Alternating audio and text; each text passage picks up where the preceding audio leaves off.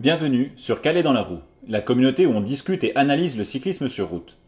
Meilleure équipe des années 2010, avec notamment 6 victoires sur le Tour de France, Ineos Grenadiers a perdu de sa superbe ces dernières années. En 2024, l'équipe a vécu de loin sa pire saison, depuis sa création en 2010 sous l'appellation Sky. 9 coureurs ont levé les bras, pour 14 victoires, dont 6 en World Tour. C'est un résultat indigne des standards de la formation britannique. D'autant plus qu'elle n'a pas connu de départ majeur à l'intersaison ou de blessures chez ses coureurs phares. Sur les monuments, Tom Pidcock est le cycliste qui génère le plus d'espoir chez Ineos. Le Britannique est dans le groupe des favoris à San Remo et il tente de devancer le sprint en sortant à quelques hectomètres de la ligne. Malheureusement, Van Der Poel se sacrifie pour emmener Philipsen et Pidcock est repris à 200 mètres de la ligne et termine 11e. Au Tour des Flandres, Ineos compte plusieurs outsiders et c'est Magnus Sheffield qui s'en sort le mieux et prend une très belle 6e place à Audenarde. Pidcock prend une honnête 17e position pour sa découverte de Paris-Roubaix. À Liège, il est logiquement le leader de l'équipe après sa 2e place de l'année précédente, mais il ne peut faire aussi bien et clôt le top 10. Présente en Lombardie sans leader suite à l'éjection de Pidcock à la veille du départ, Ineos voit Thymen Arensman réaliser la meilleure performance, 15e en étant dans l'échappée matinale. Pour le Giro, l'objectif est le classement général avec Geraint Thomas, 2e en 2023, après avoir cédé le maillot rose à Roglic lors de l'ultime chrono au Montelussari. Pour les étapes, l'équipe compte principalement sur Filippo Ganna, double champion du monde du contre-la-montre. Sur la première étape, Jonathan Narvaez réussit à s'accrocher à Pogačar dans le mur final, le bat au sprint, et revêtit le premier maillot rose de ce Tour d'Italie. Un début en fanfare pour la formation britannique. L'Équatorien est en grande forme sur ce Giro, avec 3 autres top 5, dont une 2e place sur l'étape 12, battue par Alaphilippe. Sur les 2 chronos, Ineos place 4 coureurs dans le top 10 et 3 dans les 4 premiers. Un incroyable tir groupé qui illustre la force de frappe de l'équipe. Battu par Pogačar à Pérouse, Ganna prend sa revanche sur le contre-la-montre tout plat de l'étape 14, son 7e succès en carrière sur son Tour national. Thomas répond présent tout au long des 3 semaines avec 7 top 10. Pogačar est évidemment dans une autre catégorie 10 minutes devant, mais le Britannique est battu pour seulement 30 secondes par Martinez pour la 2e place au général. Avec 6 top 10, Arensman réalise aussi un très beau Giro en soutien de son leader, qu'il conclut au 6e rang comme en 2023. Ce Giro est probablement la course majeure la plus réussie par Ineos cette saison. Sur le Tour, l'objectif est à minima le top 5 au général avec Carlos Rodriguez, qui avait remporté une étape et terminé 5 l'année précédente. Pour aller chercher les étapes, Ineos possède plusieurs belles cartes, comme Michał Kwiatkowski ou Pidcock. Ce dernier est 2e de l'étape 9, battu au sprint par Turgis.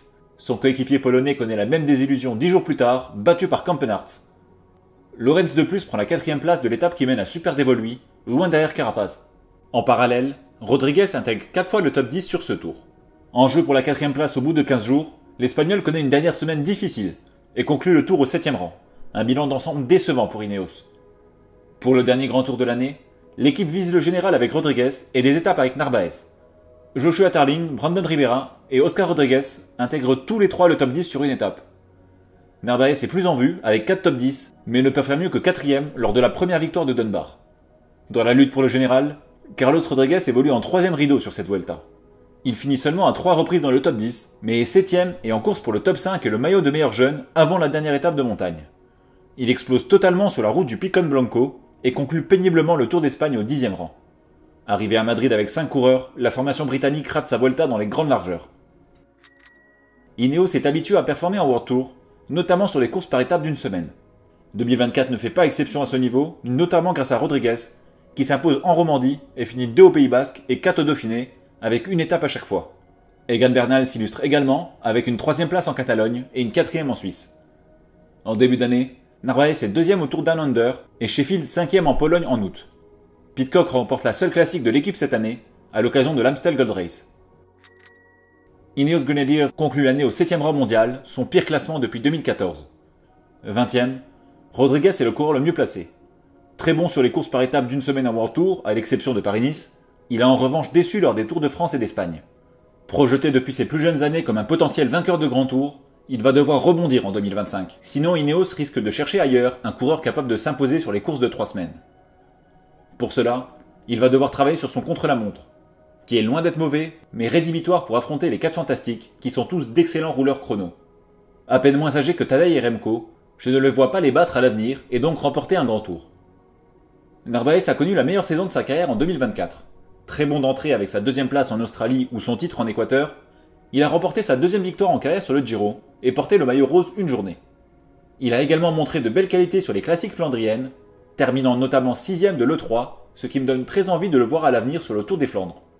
5ème de la Cadel Evans Race et de la Classica San Sebastian, il a été régulier toute l'année et a gagné sa place parmi les membres les plus importants de Ineos avant son départ vers UAE en 2025. Pidcock termine l'année 30ème avec une seule mais très belle victoire sur l'Amstel. Il a été assez solide dans l'ensemble, avec des places d'honneur sur des monuments, des classiques et des courses à étapes. Mais on attendait mieux de lui, par exemple au Tour de France. L'Anglais a conservé son titre olympique en VTT à Paris, et je pense qu'il reviendra très concentré sur la route en 2025. À mon avis, il a compris qu'il n'avait pas les qualités pour remporter un jour le Tour, et il se focalisera désormais sur des courses prestigieuses à sa portée, comme Milan-San Remo, le Tour des Flandres ou Liège-Bastogne-Liège. À 38 ans, Thomas connaît son corps et ses limites, et il se prépare minutieusement pour un unique objectif dans l'année.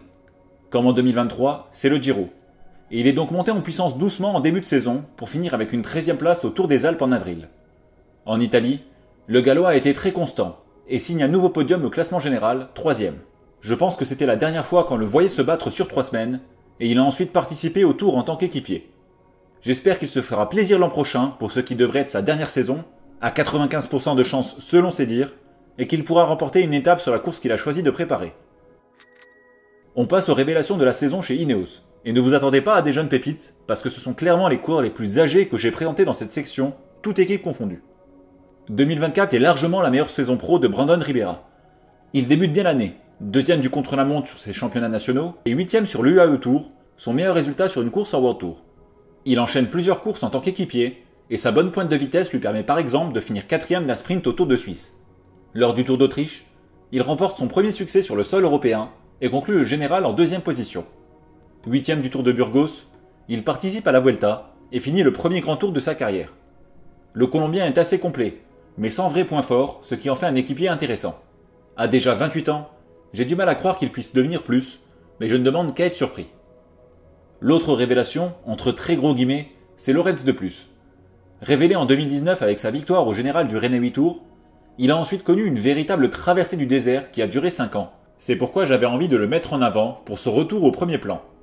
On ne va pas se mentir, c'est aussi dû au fait que les jeunes pousses d'Ineos sont encore bien trop vertes pour mériter de figurer dans cette catégorie. 13ème de Paris-Nice et 16ème en Catalogne, de plus connaît un début d'année solide, sachant qu'il court toujours en tant qu'équipier de luxe. Sa meilleure performance de l'année a lieu en Suisse, où il finit 5ème du général, derrière son leader Rodriguez. Il épaule également l'Espagnol sur le Tour, dont il est 15ème au final, avec une 4ème place en échappée lors de l'étape 17. Après ces années de galère, je ne peux que souhaiter aux grimpeurs belges de continuer de performer ainsi.